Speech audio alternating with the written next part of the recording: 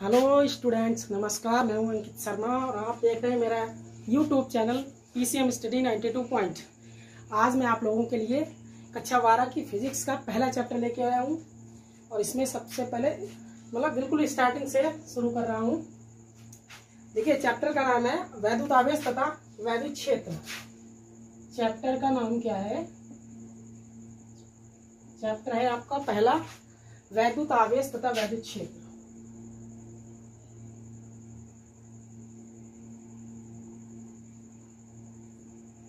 वैद्युत आवेश तथा वैद्युत क्षेत्र। ठीक है, सबसे पहले बात करेंगे कि वैद्युत आवेश होता क्या है। देखिए, कोई भी वस्तु आवेशित तब होती है जब उसमें या तो इलेक्ट्रॉन आ जाएं या फिर उससे इलेक्ट्रॉन निकल जाएं। कहने का मतलब ये है कि जैसे हम इलेक्ट्रिसिटी कैसे उत्पन्न करते हैं। इलेक्ट्रिसिटी का मतलब है किसी चीज में आवेश कैसे उत्पन्न करते हैं। ठीक है, अब जैसे आप लोगों ने देखा होगा, अगर हम अपने हाथों को आपस में रगड़ते हैं तो वो गर्म हो जाते हैं। गर्म होने का मतलब क्या है? वहां पर प्रकाश वैद्युत प्रभाव की घटना उत्पन्न हो जाती है। ठीक है, मतलब घर्षण करने से क्या होता है? इलेक्ट्रॉन उत्पन्न होने लगते हैं। तो ऐसे ही किसी वस्तु में जैसे रब करते हैं, रगड़ते हैं, तो उसमें क्या होता है? या तो इलेक्ट्रॉन एक वस्तु से दूसरी वस्तु पर चले जाएंगे या फिर उस वस्तु से दूसरी वस्तु पर आ जाएंगे। जैसे अगर हेडिंग डाल देते हैं इलेक्ट्रिसिटी,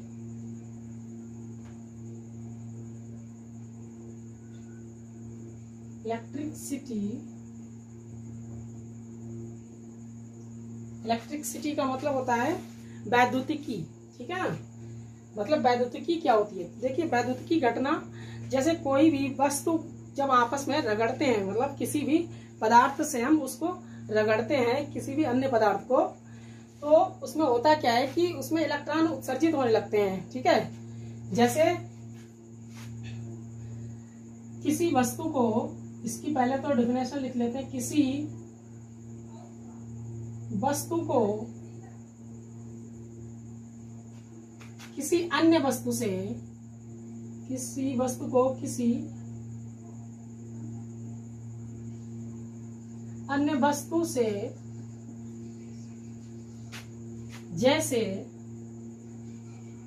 जैसे मान लो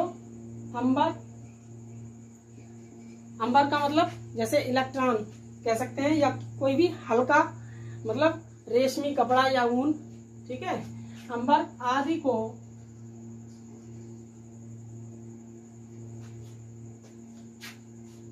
किसी अन्य वस्तु से रगड़ने पर, आदि को किसी अन्य वस्तु से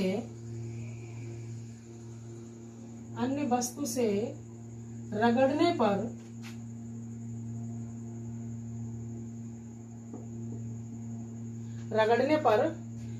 उस वस्तु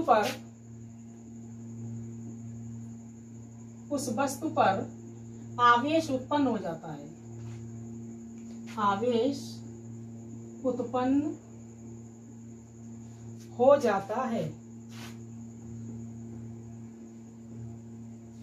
जब हम किसी वस्तु को, जैसे कह सकते हैं अंबर नामक पदार्थ होता है, उसको किसी हल्के पदार्थ से रगड़ते हैं तो उसमें आवेशित, कह सकते हैं कि उसमें आवेश उत्पन्न हो जाता है।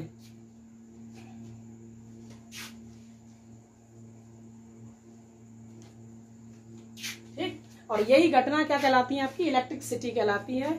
ठीक, अब जैसे अगर हम एग्जांपल द्वारा देखें कि आवेश कैसे उत्पन्न हो जाता है, तो देखिए, एक मान लो हमने एक कांच की छड़ ले ली। ये क्या ले ली? कांच की छड़। ठीक है, ये मान लो कांच की छड़ है आपकी। इसको अगर हमने रेशम के कपड़े से या ऊनी कपड़े से, कह सकते हैं, ये मान लो कोई एक रेशम का कपड़ा है आपका, ये कांच की छड़ है, ये रेशम का कपड़ा है। जब हम इस कांच की छड़ को रेशम के कपड़े पर रगड़ते हैं तो होता क्या है कि इस कांच, भाई जब रगड़ेंगे तो उसमें क्या होगा? घर्षण उत्पन्न होगा। घर्षण का मतलब यहाँ से इलेक्ट्रॉन उत्सर्जित होंगे और कहाँ चले जाएंगे? रेशम के कपड़े पर चले जाएंगे। तो इसलिए कांच की छड़ यहाँ पर क्या हो जाती है? धनात्मक हो जाती है। इस पे धन आवेश उत्पन्न हो जाता है और इससे जब इलेक्ट्रॉन इस रेशम के कपड़े पर जाते हैं तो इस पर माइनस का आवेश उत्पन्न हो जाता है।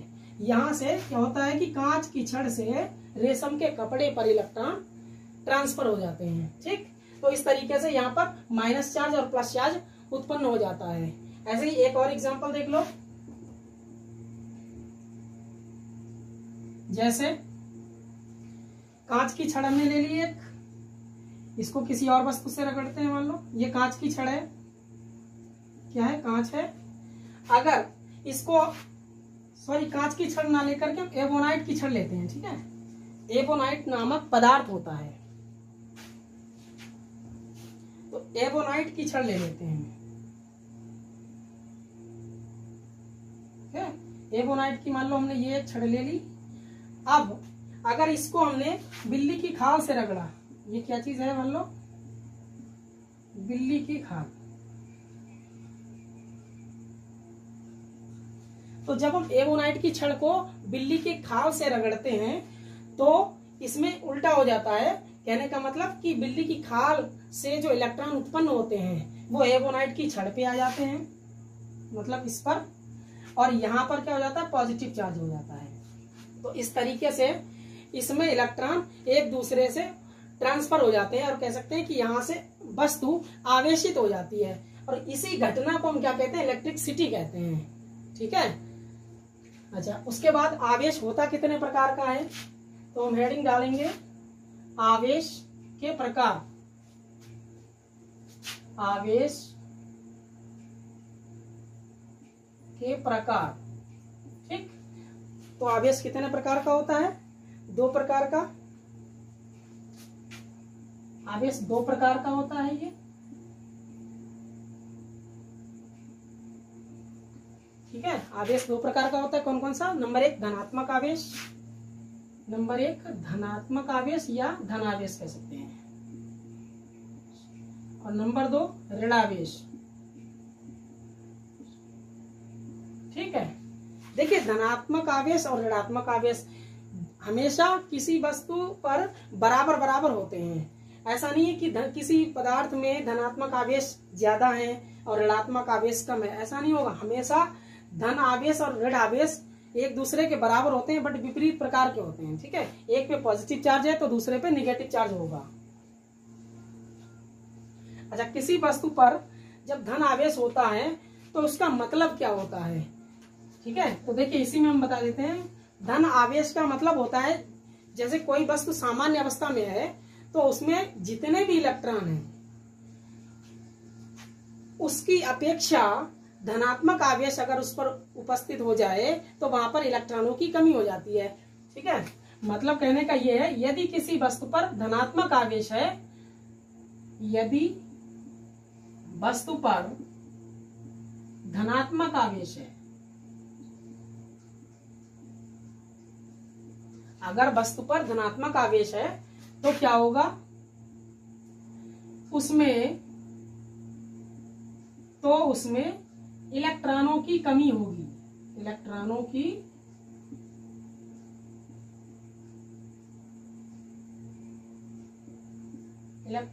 कमी होगी। मतलब जो धनात्मक आवेश है वो किसी पदार्थ पर इलेक्ट्रॉनों की कमी को दर्शाता है।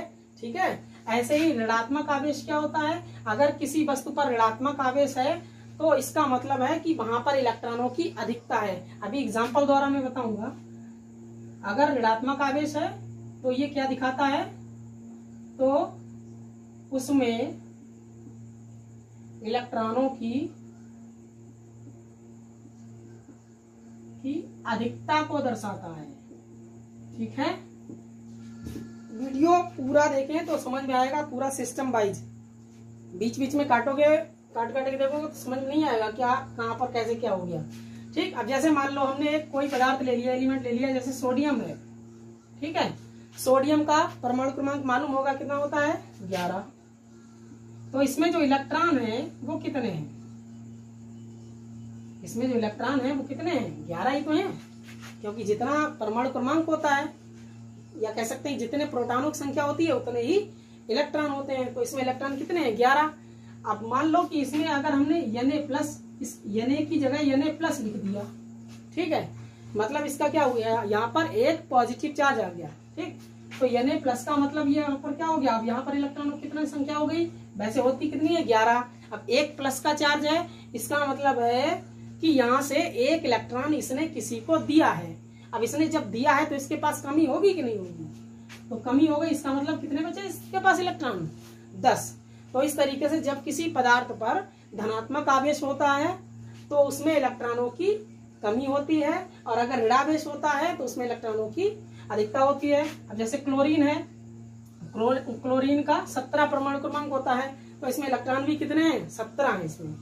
इसमें इलेक्ट्रॉन कितने हैं, 17। अब मान लो अगर हमने यहाँ कहीं लिख दिया क्लोरीन माइनस, क्योंकि क्लोरीन क्या करता है, ग्रहण करता है पदार्थ को, मतलब इलेक्ट्रॉनों को ग्रहण करने की क्षमता होती है इसमें। तो इसमें हमने एक माइनस का चार्ज लगा दिया, एक माइनस का चार्ज होने से इसमें क्या हो गया, इलेक्ट्रॉन एक बढ़ गया इस पे, तो इसमें इलेक्ट्रॉन कितने हो गए अब 18। ठीक, तो इसलिए इसका मतलब क्या होता है कि धनात्मक अगर आवेश किसी वस्तु पर है तो उसका मतलब यदि किसी वस्तु पर धनात्मक आवेश है तो वो उसमें इलेक्ट्रॉनों की कमी को दर्शाता है, और अगर ऋणात्मक आवेश है तो वहां पर इलेक्ट्रॉनों की अधिकता को दर्शाता है। ठीक, उसके बाद आगे चलते हैं। आवेश के प्रकार हो गए, धनावेश, ऋणावेश। ठीक है, उसके बाद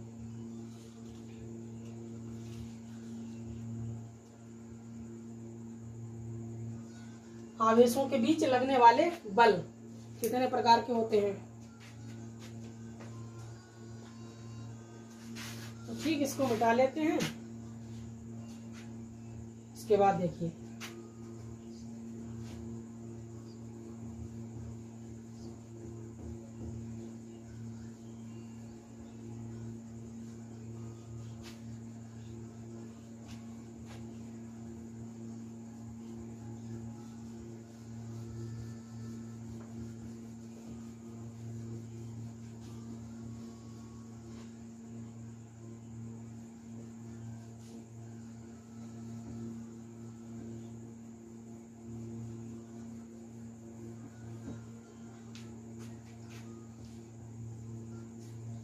चलिए देखिए आवेशों के बीच लगने वाले बल।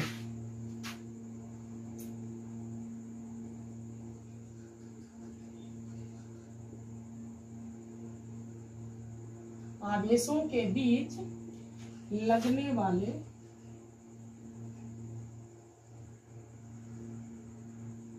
बल। ठीक, तो देखिए हमने अभी पढ़ा है कि आवेश कितने प्रकार के होते हैं, 2 प्रकार के होते हैं। पहला प्लस आवेश और दूसरा माइनस आवेश। ठीक है, प्लस आवेश और माइनस आवेश। तो देखिए जो परिभाषा इसकी कूलाम ने निकाली है उसके हिसाब से कह सकते हो, या देखिए जब सेम आवेश होते हैं, मतलब अगर 2 प्लस आवेश हैं और आपस में कुछ दूरी पर स्थित हैं तो उनके बीच कुछ ना कुछ फोर्स लग रहा है। ठीक, जैसे हमारे और कह सकते हैं कि प्रत्येक कण के बीच में बल लग रहा है। कुछ भी बल हो, आकर्षण बल हो, प्रतिकर्षण हो, कुछ भी हो सकता है, लेकिन कुछ ना कुछ फोर्स काम करता है। अगर बल काम नहीं करेगा तो फिर हम एक जगह खड़े नहीं रह पाएंगे, स्थिर नहीं रह पाएंगे। तो देखिए यहाँ पर जैसे 2 पॉजिटिव चार्ज हैं, ये प्लस आवेश है, ये भी प्लस आवेश है, तो इसका मतलब क्या है कि ये एक दूसरे से दूर दूर भागेंगे, मतलब इनके बीच में प्रतिकर्षण बल होगा। कैसा होगा, प्रतिकर्षण बल। प्रतिकर्षण बल का मतलब होता है रिपल्जन, मतलब ये इस तरफ जाएगा और ये उस तरफ जाएगा, ये मतलब एक दूसरे से दूर दूर भागते हैं। ठीक, जब समान आवेश होते हैं तो उनके बीच लगने वाला बल प्रतिकर्षण बल होता है। ठीक, अब ये चाहे दोनों प्लस हो और चाहे दोनों माइनस हो, अगर दोनों माइनस हैं तब भी इनके बीच में प्रतिकर्षण बल ही काम करेगा। ठीक है, हाँ अगर एक प्लस चार्ज है और एक माइनस चार्ज है तो इनके बीच लगने वाला जो बल होगा वो होगा आकर्षण बल, मतलब ये इस तरफ फोर्स लगाएगा और ये इस तरफ फोर्स लगाएगा, तो कहेंगे कि इन दोनों के बीच में ये क्या हो रहा है, आकर्षण हो रहा है, एक दूसरे के पास आने की कोशिश कर रहे हैं। इसका मतलब है कि यहाँ पर कौन सा बल है, आकर्षण बल है। तो जब समान आवेश होते हैं तो उनके बीच लगने वाला बल प्रतिकर्षण बल कहलाता है, और जब विपरीत आवेश होते हैं तो उनके बीच लगने वाला बल प्रतिकर्षण बल कहलाता है।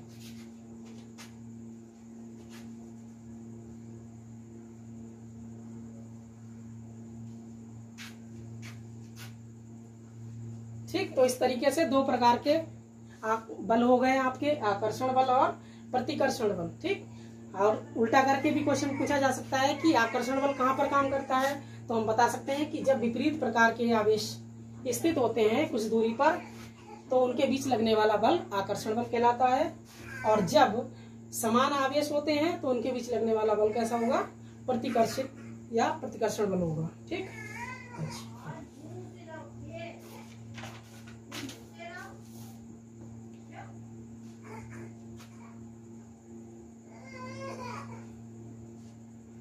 उसके बाद आवेशों के गुण।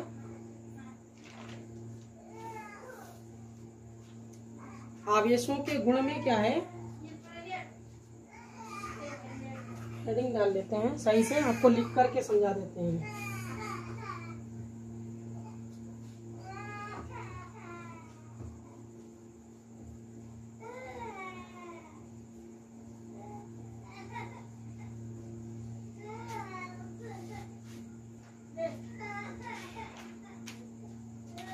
वैद्युत आवेशों के गुण। वैद्युत आवेशों के गुण। ठीक, तो वैद्युत आवेशों के निम्नलिखित गुण होते हैं। ठीक, कौन कौन से गुण होते हैं, इसके निम्नलिखित गुण हैं। गुण है नंबर 1 आकर्षण या प्रतिकर्षण बल। ठीक है, नंबर 1 आकर्षण या प्रतिकर्षण बल। तो इसमें देखो क्या लिखना है आप लोगों को, अभी हम बता चुके, आकर्षण बल कहाँ पर काम करता है, जब समान आवेश होते हैं। ठीक, और प्रतिकर्षण बल कहाँ पर काम करता है, जब विपरीत प्रकार के आवेश स्थित होते हैं। ठीक, तो इसमें यही लिखना है। ये क्या है, इसकी क्वालिटी है, कह सकते हैं प्रॉपर्टी है। नंबर 2 आवेश संरक्षण का नियम, मतलब इनके गुणों में जो भी चीजें आती हैं वो सब लिख रहे हैं यहाँ पर। आवेश संरक्षण का नियम,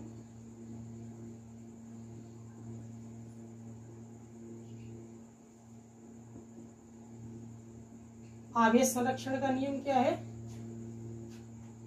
देखिए हमने ऊर्जा संरक्षण का नियम पढ़ा है। तो ऊर्जा संरक्षण नियम क्या होता है कि किसी भी वस्तु में ऊर्जा ना तो उत्पन्न की जा सकती है और ना ही नष्ट की जा सकती है। उसमें होता क्या है कि सिर्फ ऊर्जा को एक रूप से दूसरे रूप में रूपांतरित किया जा सकता है। सेम वैसा ही इसका नियम है। आवेश संरक्षण का नियम क्या है कि आवेश में जो कह सकते हो कि आवेश को ना तो उत्पन्न किया जा सकता है और ना ही नष्ट किया जा सकता है, सिर्फ आवेश को एक रूप से दूसरे रूप में परिवर्तित किया जा सकता है। ठीक, तो इसमें आप ये लिखेंगे।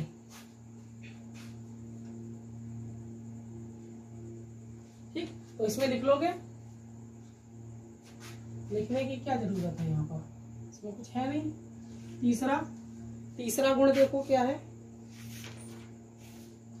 हाँ, तीसरा गुण है आपका युग्म उत्पादन। युग्म उत्पादन, इंग्लिश में कहते हैं इसको पेयर प्रोडक्शन। युग्म उत्पादन का मतलब ये होता है कि जब कोई गामा किरण फोटान होता है, ठीक है, उसकी बौछार होती है, तो वो क्या होता है कि उसमें युग्म बनता है एक। ठीक है, तो इसमें हम लिख सकते हैं कि इस क्रिया में, इसमें परिभाषा लिख लो, इस क्रिया में, और इसकी रिएक्शन भी, एग्जांपल भी लिखना है। इस क्रिया में गामा किरण फोटान, इस क्रिया में गामा किरण फोटान जिसकी ऊर्जा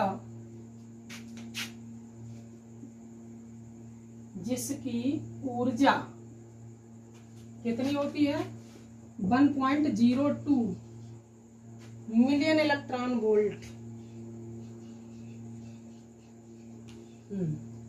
मिलियन इलेक्ट्रॉन वोल्ट हो। ठीक है,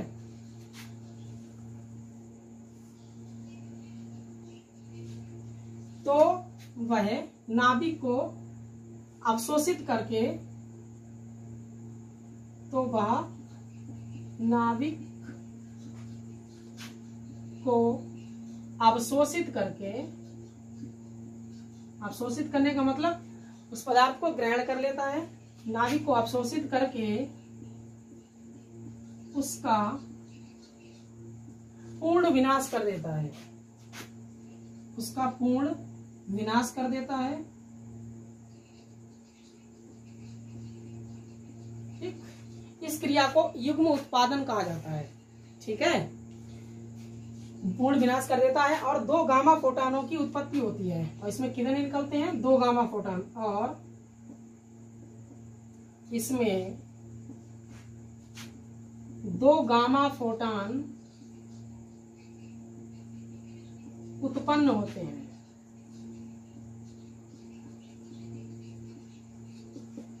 ओके, ठीक, इसकी रिएक्शन लिख सकते हैं। एग्जाम्पल क्या है? गामा फोटॉन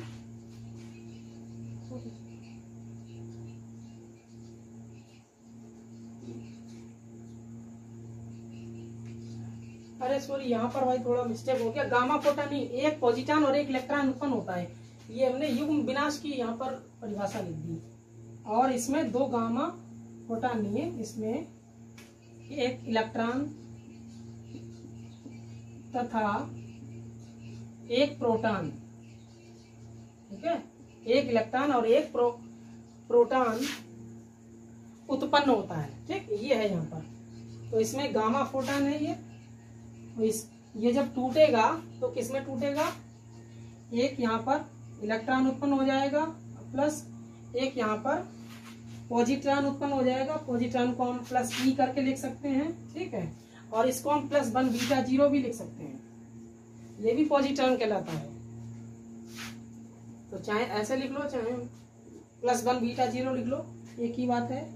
ठीक, ये एक हो गया आपका इलेक्ट्रॉन और एक हो गया आपका पॉजिट्रॉन। एक इलेक्ट्रॉन और एक पॉजिट्रॉन उत्पन्न होता है। समझ में आई बात?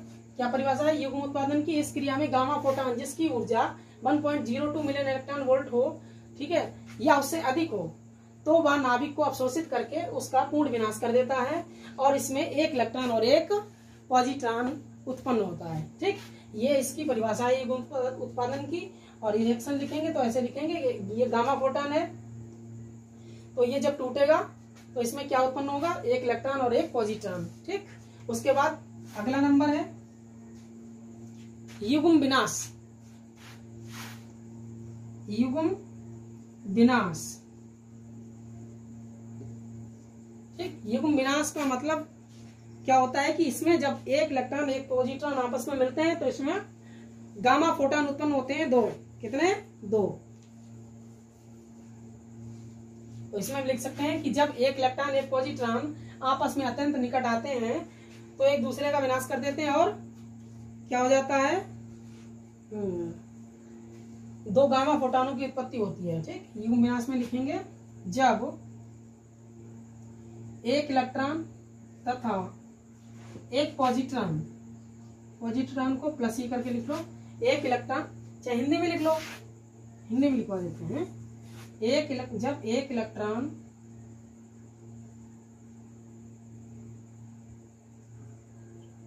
तथा एक पॉजिट्रॉन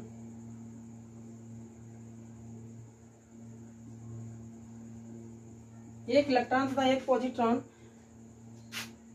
अत्यंत निकट आते हैं, अत्यंत निकट आते हैं, तो वे एक दूसरे का विनाश कर देते हैं। तो वे पूर्णतः एक दूसरे का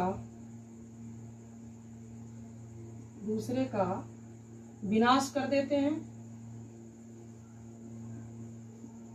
एक दूसरे का पूर्णतः विनाश कर देते हैं। ठीक है, और क्या होता है? 2 गामा फोटॉन उत्पन्न होते हैं और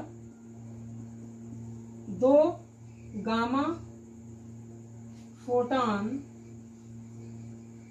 उत्पन्न होते हैं। ठीक, ये हो गई आपकी युग्म विनाश की परिभाषा। इसका जस्ट उल्टा है, इसमें क्या है कि जब मतलब एक ऐसा गामा किरण फोटॉन होता है जिसकी ऊर्जा 1.02 मिलीमीटर वोल्ट हो या फिर इससे अधिक हो, मतलब इससे कम पे काम नहीं चलने वाला, तो क्या होता है, तो नाभिक को अवशोषित करके उसका पूर्ण विनाश कर देता है और इसमें एक इलेक्ट्रॉन और एक पॉजिट्रॉन उत्पन्न होता है।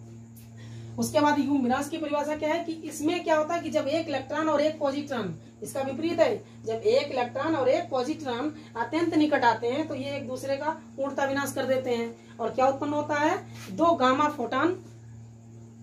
किरण फोटॉन कह सकते हैं, दो गामा किरण फोटॉन उत्पन्न होते हैं। ठीक, तो इसकी जो रिएक्शन है इसको हम लिख सकते हैं इस तरीके से, एक प्लस ई और एक माइनस ई, मतलब एक पॉजिट्रॉन एक इलेक्ट्रॉन जब आपस में मिलते हैं तो एक दूसरे का विनाश करते हैं और क्या निकलता है, दो गामा फोटॉन, इस तरीके से। ठीक है, ये क्या है, गामा फोटॉन।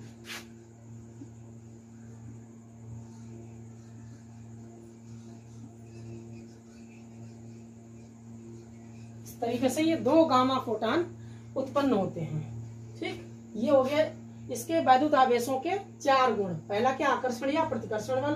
दूसरा आवेश संरक्षण का नियम, इसमें क्या है कि आवेश को ना तो उत्पन्न किया जा सकता है और ना ही नष्ट किया जा सकता है, सिर्फ एक रूप से दूसरे रूप में परिवर्तित किया जा सकता है। उसके बाद तीसरा इसका नंबर क्या है, युग्म उत्पादन, मतलब इस क्रिया में गामा किरण जो फोटॉन होता है जिसकी ऊर्जा 1.02 मिलीमीटर वोल्ट या उससे अधिक हो तो वह नाभिक का पूर्ण रूप से अवशोषण कर लेता है और उसका पूर्ण रूप से विनाश कर देता है। और इस क्रिया में होता क्या है, एक इलेक्ट्रॉन और एक पॉजिट्रॉन उत्पन्न होता है।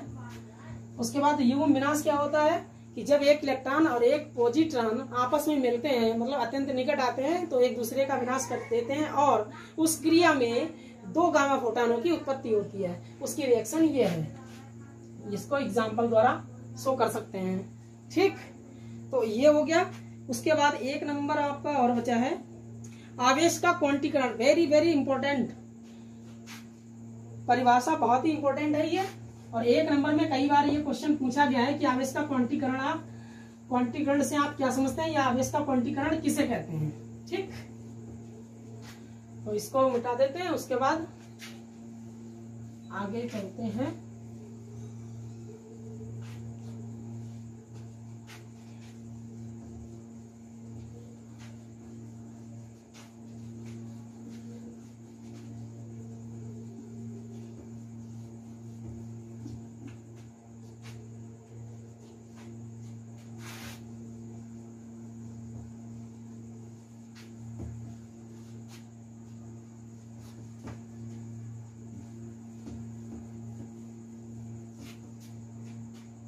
उसके बाद देखिए आवेश का क्वांटीकरण, अगला नंबर कौन सा है, 5। आवेश का क्वांटीकरण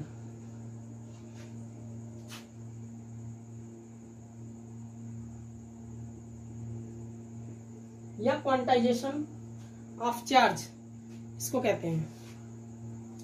तो इसमें आपको परिभाषा इसकी याद करनी पड़ेगी क्योंकि ज्यों की त्यों परिभाषा इसमें लिखनी होती है। वहां की फार्मूला 1-2 लाइन का है, ज्यादा नहीं है। ठीक है, तो इसमें होता क्या है कि एक निश्चित न्यूनतम आवेश का, इसमें जो कह सकते हैं कि आवेशित वस्तु पर कोई बल लगता है। ठीक है, या कह सकते हैं कि प्रकृति में प्रत्येक आवेशित वस्तु पर आवेश एक निश्चित, ऐसे लिखेंगे, प्रकृति में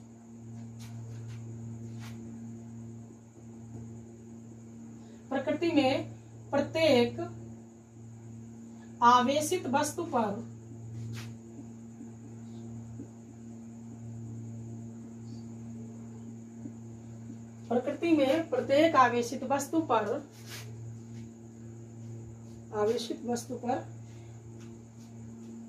आवेश, मतलब प्रकृति में जितनी भी वस्तुएं उपस्थित हैं उन सभी में जो आवेश होता है वो क्या होता है, एक निश्चित, अभी याद करवा दूंगा, बिल्कुल अभी याद हो जाएगी, बिल्कुल रट जाएगी। प्रकृति में प्रत्येक आवेशित वस्तु पर आवेश एक निश्चित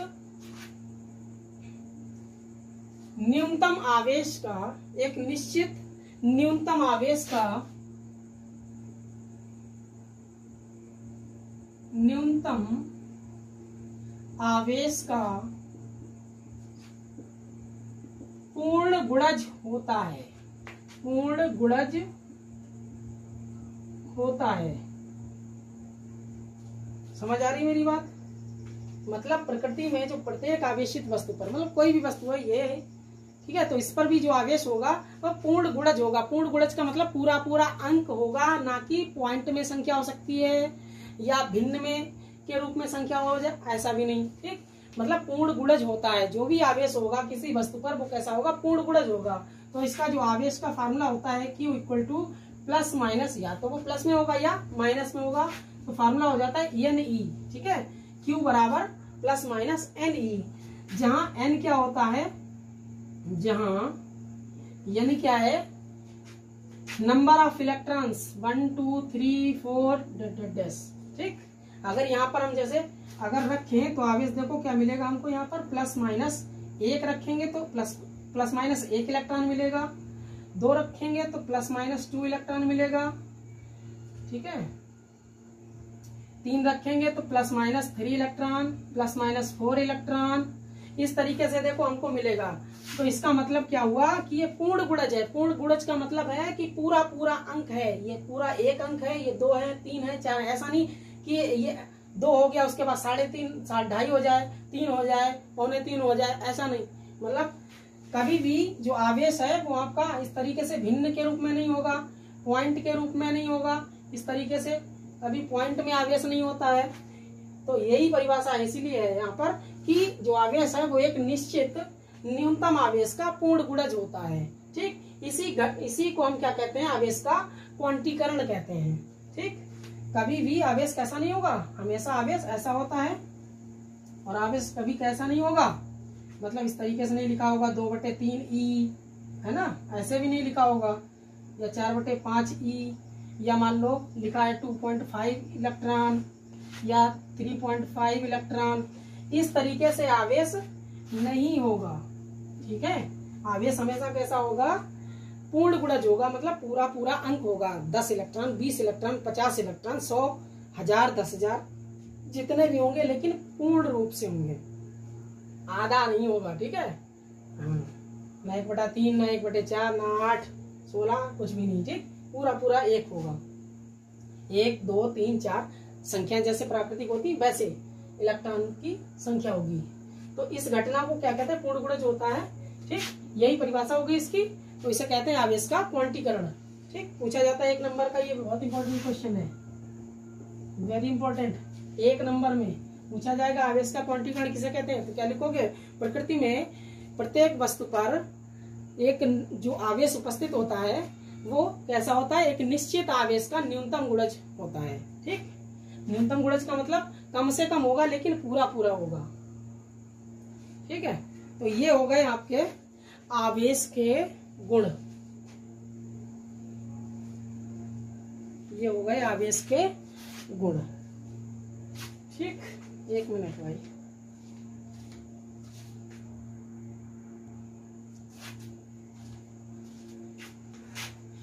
ओके स्टूडेंट्स, आज के लिए बस इतना ही। मिलते हैं अगली वीडियो में।